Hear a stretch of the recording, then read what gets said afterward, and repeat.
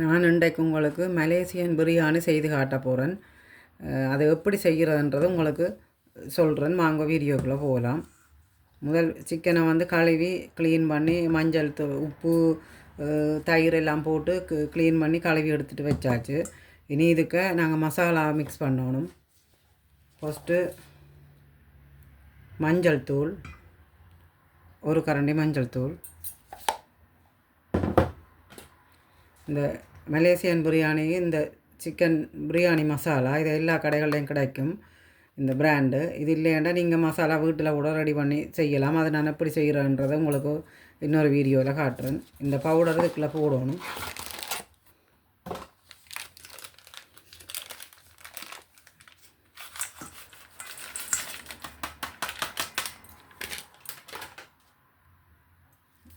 உப்பு போடுவோம்.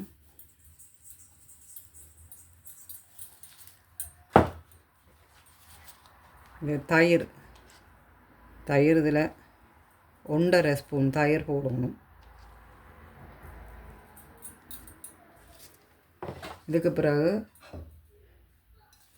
ஒரு கைப்பிடி புதினா, ஒரு கைப்பிடி கொத்தமல்லி, இதை இதுக்கு மிக்ஸ் பண்ணுவோம்.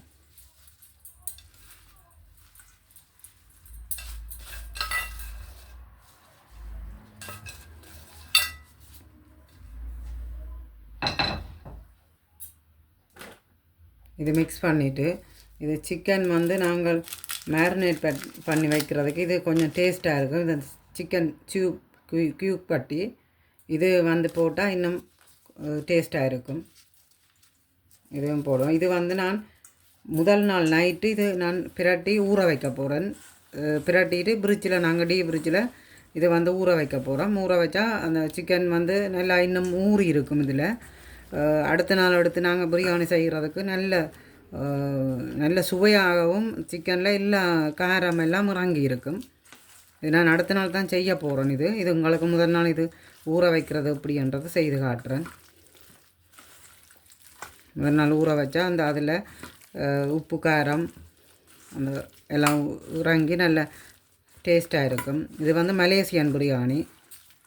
இது நீங்கள் ரெஸ்டாரண்ட்டுகளில் போனால் இது வந்து இந்த ஸ்பெஷலாக தருவாங்க. இந்த பிரியாணி வந்து கொஞ்சம் எக்ஸ்பென்சிவ் ஆனது. நீங்கள் வீட்டிலேயே இதை செய்யலாம்.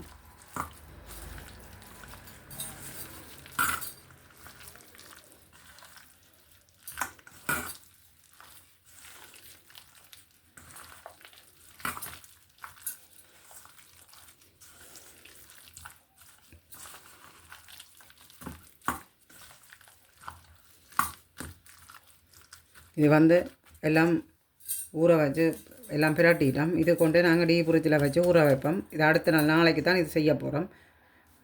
இது ஊறின அப்புறம் நான் உங்களுக்கு எடுத்து காட்டுறேன்.